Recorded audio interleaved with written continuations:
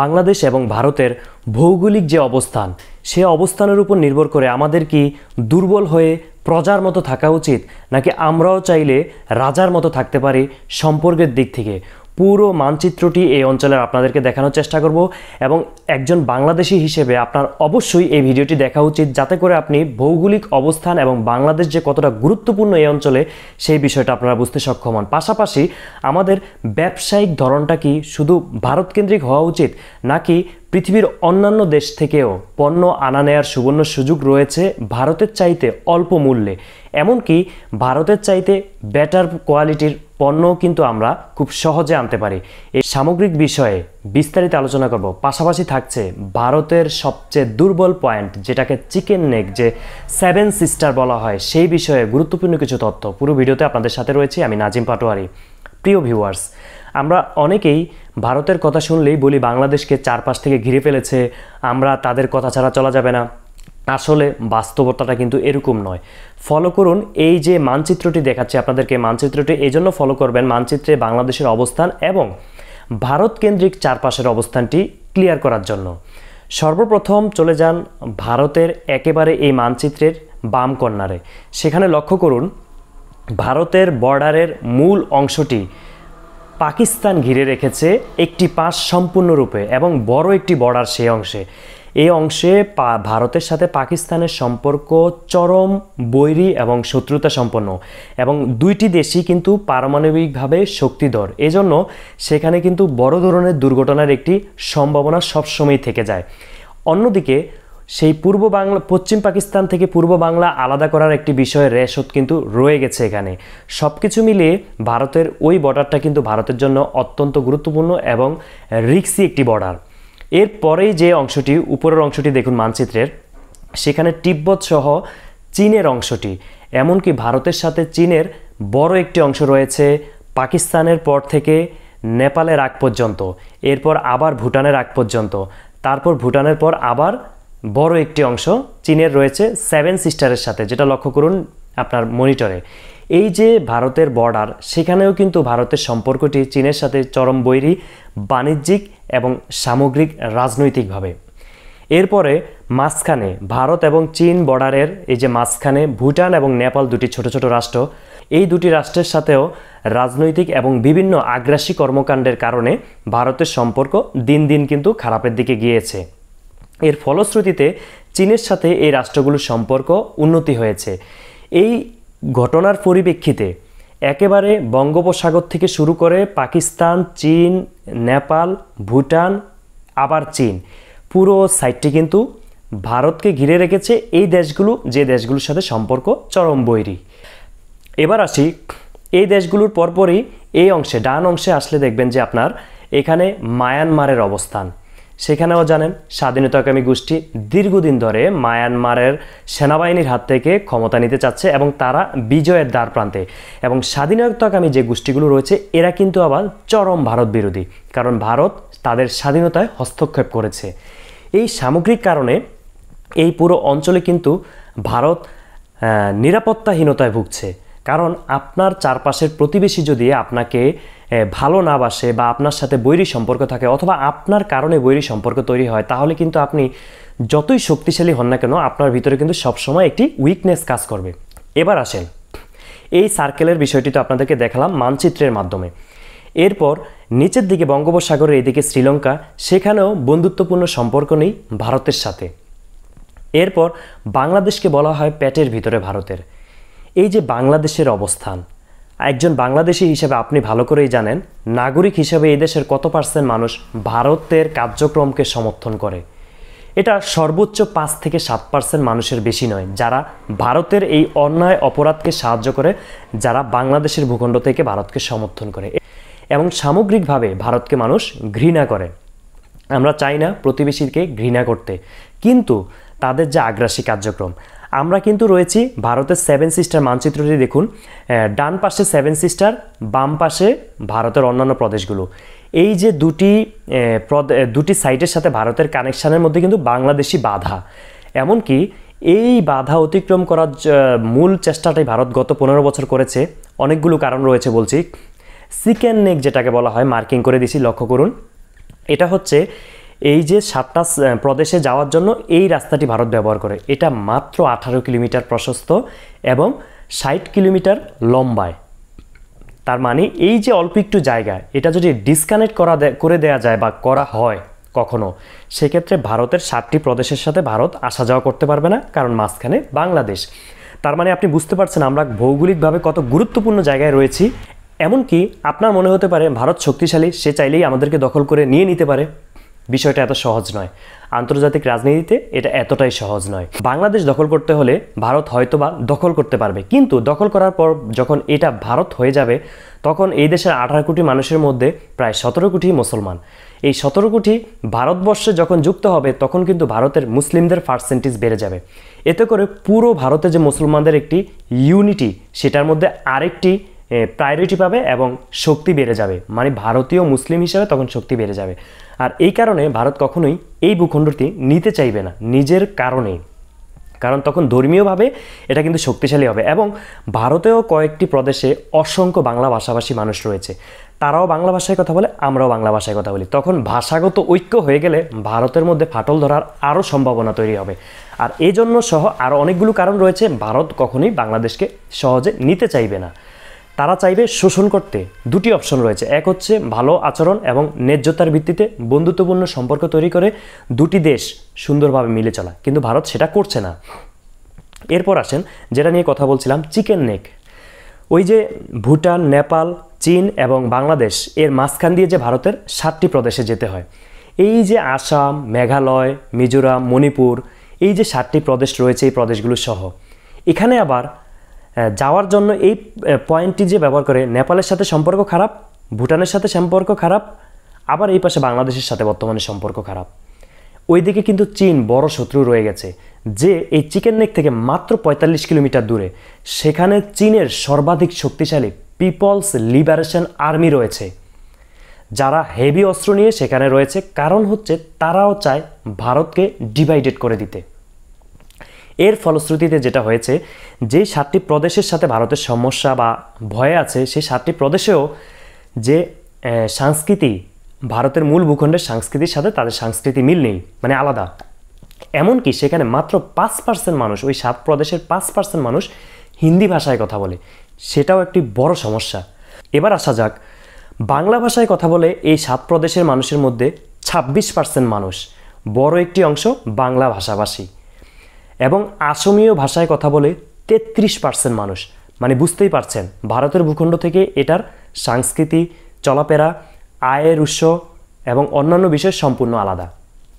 এর ফলে এই 7 প্রদেশের মানুষও তারা আলাদা হতে চায় ভারত থেকে, এবং ভারতীয় আগ্রাসন থেকে মুক্ত হয়ে তারা আলাদা একটি দেশ গড়তে চায়। সেখানে আবার খ্রিস্টান ধর্মের উল্লেখযোগ্য একটি অংশ রয়েছে, তারা আবার চাচ্ছে আমেরিকা সহ ওই অঞ্চলের সহযোগিতা নিয়ে এই যে 7টি প্রদেশ, এটাকে আলাদা একটি রাষ্ট্র করে ফেলতে। সেক্ষেত্রে খ্রিস্টানরা প্রাধান্য বেশি পাবে। এখানে কিন্তু ধর্মীয় অনেকগুলো ইস্যু রয়েছে, তখন খ্রিস্টানরা যদি এখানে প্রাধান্য বেশি পায়, তাদের একটি আলাদা রাষ্ট্র হোক সেটা সম অধিকারের ভিত্তিতে মুসলিম, খ্রিস্টান, হিন্দু, অন্যান্য ধর্মাবলম্বী। এই সামগ্রিক বিষয়ের পর ভারত এই অঞ্চলে, আমাদের দেশের বাংলাদেশের বিষয়টি আমি বলি, বাংলাদেশে যারা শাসন করবে তারা মেরুদণ্ডহীন হলে কিন্তু ভারত থেকে অধিকার আদায় করা যাবে না। কারণ ভারত একটি শোষক রাষ্ট্র, তারা কিন্তু শোষণের ভিত্তিতে আগ্রাসন চালিয়ে এই অঞ্চল থেকে বিচ্ছিন্ন হয়ে গেছে এবং বন্ধুহীন একটি রাষ্ট্র হয়ে গেছে ভারত। যার ফলশ্রুতিতে আপনাদেরকে বাংলাদেশে যারা পলিটিক্স করবে, তারা যদি এই চারদিকে যে রাষ্ট্রগুলো রয়েছে এগুলোর সাথে সুসম্পর্ক বজায় রাখে, সেক্ষেত্রে ভারত কখনোই বাংলাদেশের উপর আঘাত আনতে পারবে না। কারণ পৃথিবীতে অনেক দেশই দেখেছেন, এক দেশের উপর আঘাত আনার কারণে অন্য বন্ধু দেশ কিন্তু সেখানে ভেটো দেয়। সেক্ষেত্রে বাংলাদেশে কখনো ভারত আঘাত করতে গেলে পাকিস্তান সহ যে বাংলাদেশের বন্ধু রাষ্ট্র রয়েছে, যারা অ্যাকচুয়াল বন্ধু নাগরিকের দিক থেকে, সরকারি দিক থেকে বলছি না, তারা কিন্তু অন্য ওয়েতে ভারতকে প্রেশার ক্রিয়েট করবে। এরপর আসা যাক বাংলাদেশের সাথে ভারতের যে বাণিজ্য, সেখানে বড় অঙ্কের ফারাক। মানে আমরা যেতটুকু ব্যবসা বাণিজ্যের জন্য ভারতে যাই, সেটা যদি 1% হয়, ভারত আমাদের কাছ থেকে 10% নিয়ে যায়। বিষয়টা এত বড় অঙ্কের আতঙ্কিত হওয়ার মতো ফারাক। আমরা যে জিনিসগুলো আনছি প্রত্যেকটা জিনিস বাংলাদেশে উৎপাদন হয়, পেঁয়াজ, রসুন, প্রয়োজনীয় জিনিসগুলো। কিন্তু ভারত কৌশলে আমাদের ফসলগুলো যখন মার্কেটে আসে, তখন তাদের ফসলগুলো ছেড়ে দিয়ে মার্কেটটাকে উলটপালট করে আমাদের কৃষকদেরকে ক্ষতিগ্রস্ত করে, পানি ছেড়ে দিয়ে এবং পানি আটকে রেখে আমাদের কৃষিকাজ বা কৃষি উৎপাদন নষ্ট করে সেই বাজার সে দখল করতে আসে। আমাদের যেটা করতে হবে, অভিন্ন নদীগুলোতে তারা বাঁধ দিয়েছে, শুষ্ক মৌসুমে নদী আটকে রাখে এবং বর্ষা মৌসুমে নদীর বাঁধ ছেড়ে দেয়, আমাদেরকে ফসল নষ্ট করে ফেলে। পেঁয়াজ সহ প্রয়োজনীয় যে সামগ্রী, প্রত্যেকটা জিনিস ভারতের চেয়ে কম দামে পাকিস্তান, চীন, ভুটান থেকে আমদানি করা যায়, তুরস্ক থেকে আমদানি করা যায়। আমদানি করার জন্য সমুদ্রপথ, আমাদের বিশাল সমুদ্রপথ রয়েছে আমাদের, যেই দিক দিয়ে আমরা যে কোনো পণ্য পৃথিবীর যে কোনো দেশ থেকে আনতে পারি ভারতের চাইতে কম খরচে।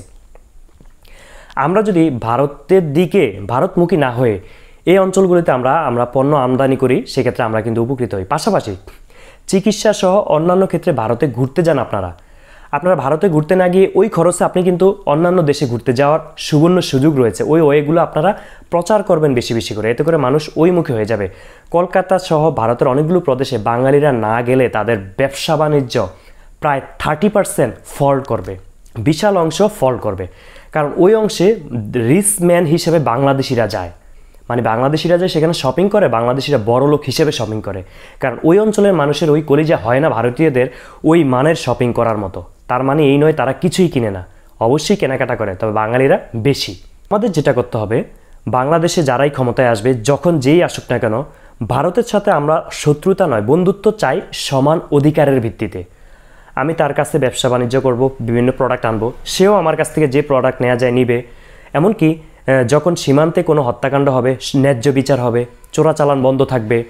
এমনকি ভারত কিন্তু 7 সিস্টারে যাওয়ার জন্য ট্রানজিট মানে রেলপথ, সড়ক পথ নিয়েছে আমাদের কাছ থেকে। আমার প্রশ্ন, এর বিনিময়ে আমরা কি নিয়েছি, আমাদেরকে কি দিয়েছে, কেউ কি বলতে পারবেন? জেনে থাকলে অবশ্যই কমেন্ট করতে পারেন।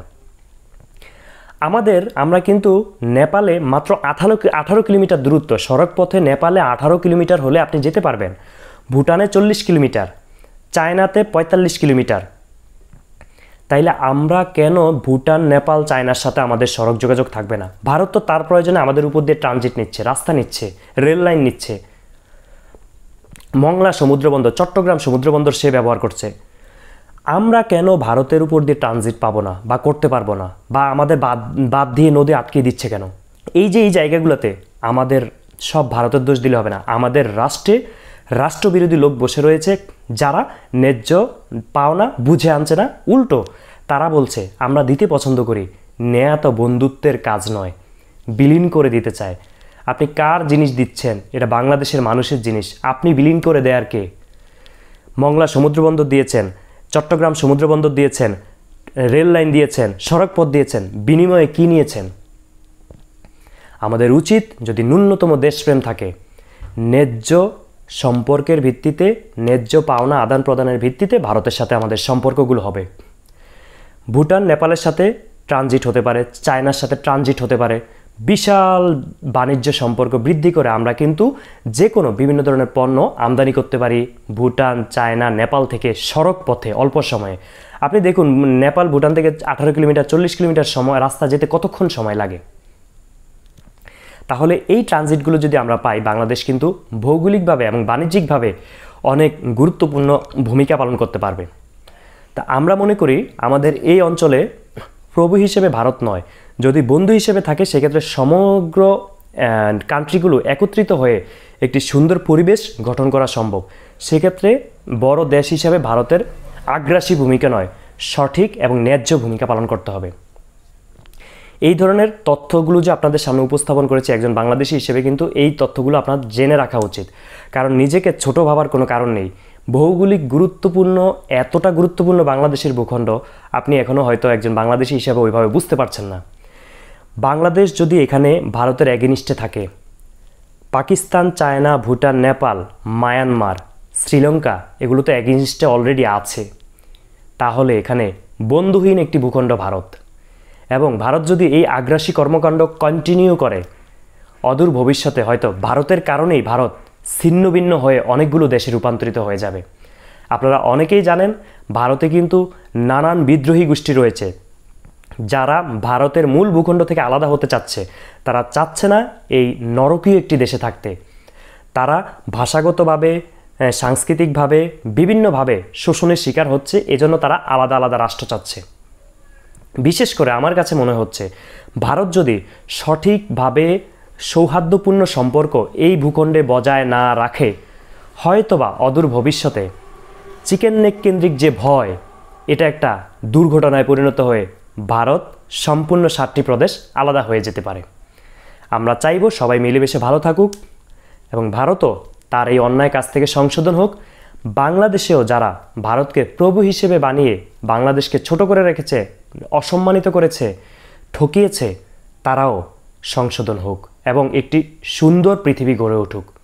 সবাই ভালো থাকবেন, সুস্থ থাকবেন। এই ধরনের তথ্যমূলক ভিডিও আপনারা আর চান কিনা অবশ্যই কমেন্ট করে জানাবেন কোন বিষয়ে জানতে চান। আমি চেষ্টা করব যে কোনো বিষয় নিজে জেনে এবং আপনাদেরকে সঠিক তথ্য উপস্থাপন করার। কে কোথা থেকে ভিডিওটি দেখছেন, বাংলাদেশের বাইরে বিভিন্ন বাংলা ভাষাভাষী বিভিন্ন রাজ্য থেকে, ভারতীয় বিভিন্ন রাজ্য থেকে যদি ভিডিওটি দেখে থাকেন, অবশ্যই আপনারা চাইলে আপনাদের মূল্যবান মন্তব্য কমেন্ট করে জানাতে পারবেন। আমরা চাই ভারত বাংলাদেশ সহ সকল প্রতিবেশী মিলেমিশে থাকতে, কিন্তু তার জন্য ভারতকেও গ্রহণযোগ্য ভূমিকা পালন করতে হবে। সবাই ভালো থাকবেন, সুস্থ থাকবেন। ভিডিওটি বেশি বেশি শেয়ার করুন। একজন বাংলাদেশি হিসেবে সবাইকে জানার সুযোগ করে দিন। আল্লাহ হাফেজ।